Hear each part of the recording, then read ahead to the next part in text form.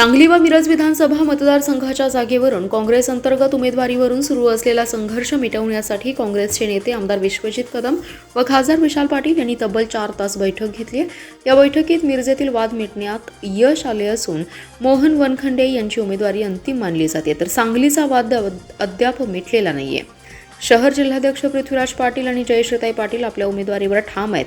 विधानसभा बिगुल वाजलाय. महाविकास आघाडीच्या जागा वाटपात काँग्रेसला पलूस, कडेगाव, जत, सांगली मतदारसंघ मिळालेत, तर मिरज देखील काँग्रेसच्या पारड्यात पडण्याची शक्यता आहे. मात्र सांगली व मिरज विधानसभा निवडणुकीत काँग्रेस इच्छुकांमध्ये चुरस निर्माण झाली आहे. या पार्श्वभूमीवर काँग्रेसचे नेते आमदार विश्वजित कदम व खासदार विशाल पाटील यांनी सांगली व मिरजेतील वाद मिटवण्यासाठी स्वतंत्र बैठका घेतल्या. मिरज विधानसभा मतदारसंघातून काँग्रेस पक्षाकडून CR सांगलीकर, मोहन वनखंडे, धनराज सातपुते यांच्यासह 9 जणांनी पक्षाकडे उमेदवारी मागितली. त्यांच्या समर्थकांबरोबर आमदार विश्वजित कदम आणि खासदार विशाल पाटील यांनी चर्चा केली आहे. शिवप्रताप उद्योग समूहाचे प्रणेते आणि ज्येष्ठ गलाई व्यावसायिक स्वर्गीय प्रताप शेठ साळुंखे यांच्या प्रथम पुण्यस्मरण दिनानिमित्त या आयोजित कार्यक्रमात विश्वजित कदम आणि सदाशिवराव पाटील यांच्यात झालेल्या राजकीय भेटीने खानापूर मतदारसंघाच्या राजकीय पटलावर मात्र एकच खळबळ उडाली आहे.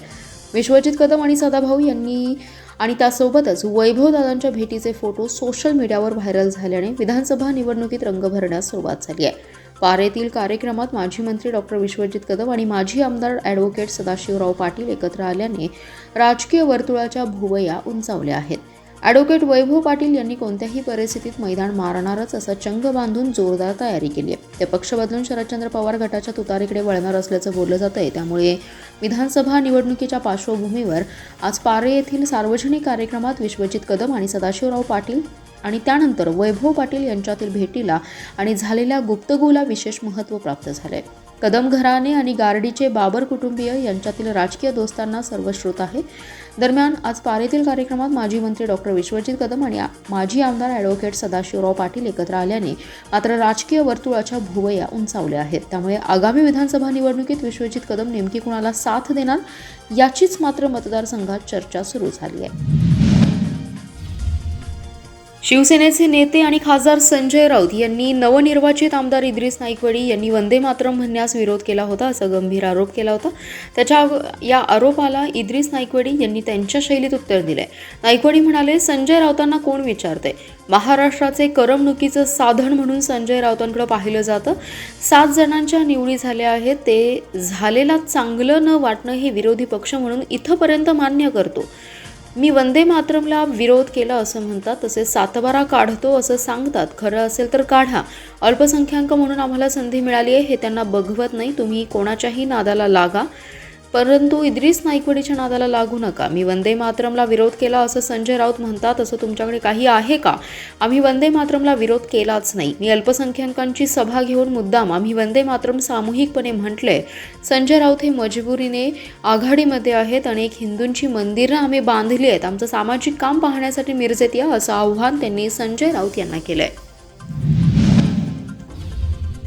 उद्याचा प्रगत महाराष्ट्र उभारण्याची आणि सावरण्याची कामगिरी आता तरुण पिढीला करावी लागेल. स्त्रियांवर अन्याय, अत्याचार वाढत आहेत. सध्याचे सत्ताधारी आता ठेवायचे नाहीत याचा विचार बहिणींनी आणि भावांनी करायला हवा. येत्या निवडणुकीत तुम्हाला सध्याचं चित्र बदलण्यासाठी महाविकास आघाडीच्या पाठीशी खंबीरपणे उभे राहा, असं आवाहन राष्ट्रवादी काँग्रेसचे अध्यक्ष शरद पवार यांनी केलंय. तसंच जयंत पाटील यांच्या नेतृत्वाखाली राज्यात बदल घडेल असा विश्वास देखील त्यांनी यावेळी व्यक्त केलाय.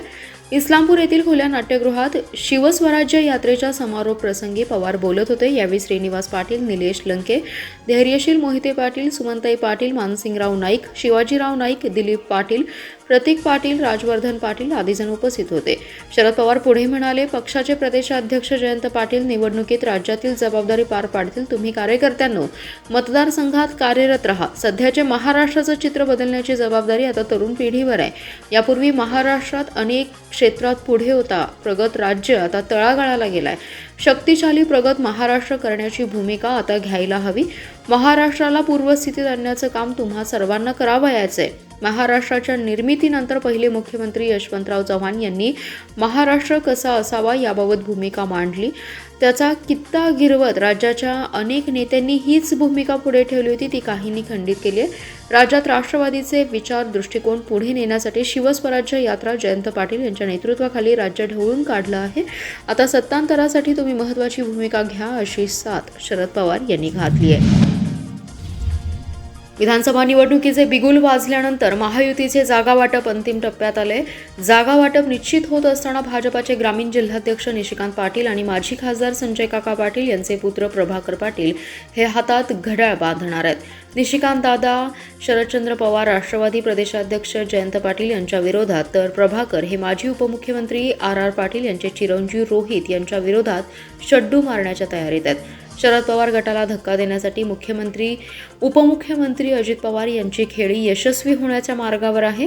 भाजपाच्या वरिष्ठ नेत्यांकडून जिल्ह्यातील नेत्यांकडे दुर्लक्ष होत असल्याने नाराजी वाढत असताना दोन्ही नेत्यांच्या रूपाने भाजपला झटका बसणार असल्याचं स्पष्ट दिसतंय. महायुतीकडून येत्या 2 दिवसात पहिल्या टप्प्यातील उमेदवार जाहीर होणार आहेत. या पार्श्वभूमीवर उपमुख्यमंत्री अजित पवार हे ॲक्टिव्ह झालेत. ज्या ठिकाणी राष्ट्रवादीचे आमदार आहेत त्या जागांवर दावा सांगितलाय.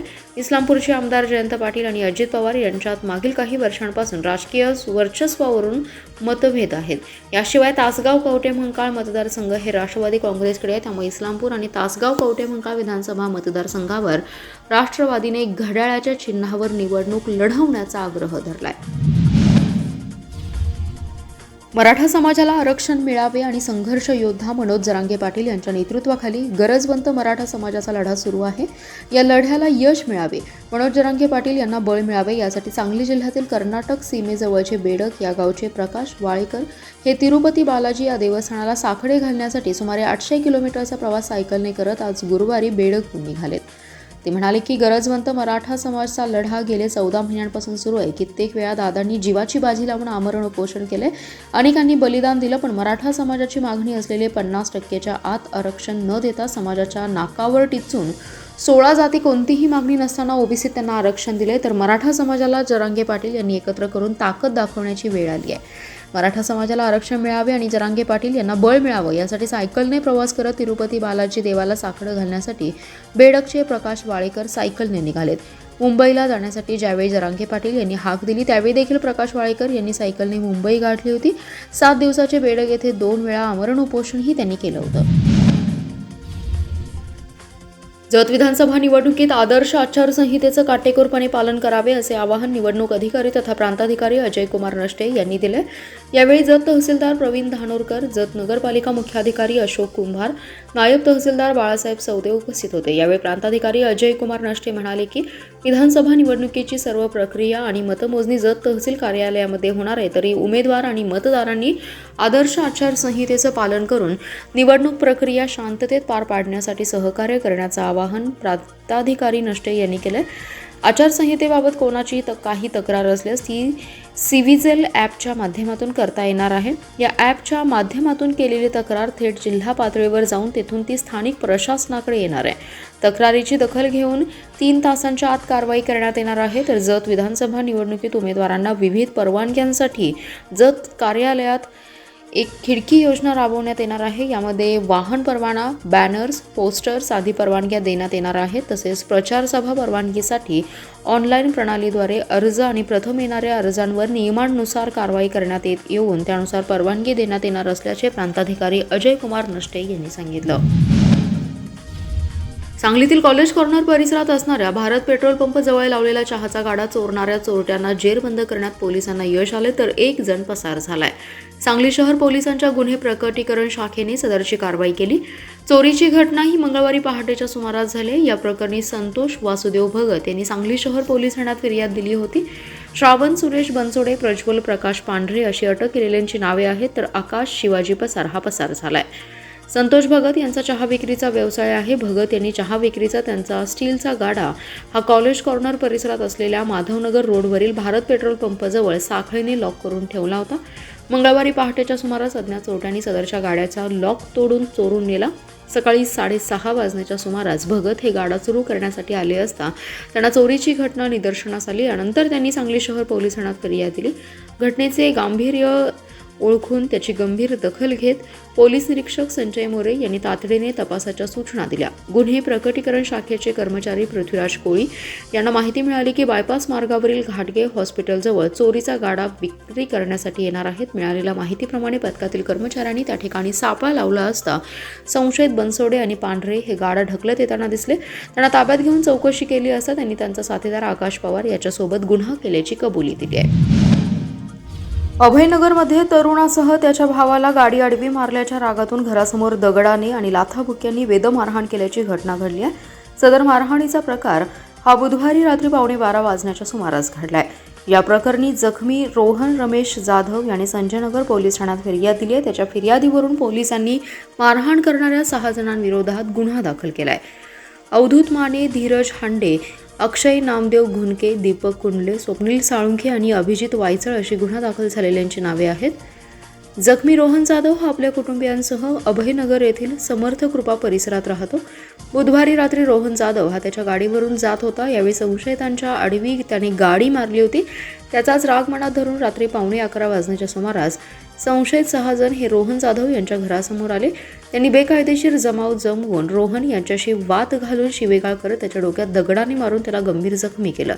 सदरची भांडणे सोडवण्यासाठी रोहनचा भाऊ रोहित हा मध्ये आला असता त्याला लाथाबुक्क्यांनी मारहाण करून गंभीर जखमी केलं. यानंतर संशयितांनी दमदाटी करत तसेच जीवे मारण्याची धमकी देऊन ते निघून गेले.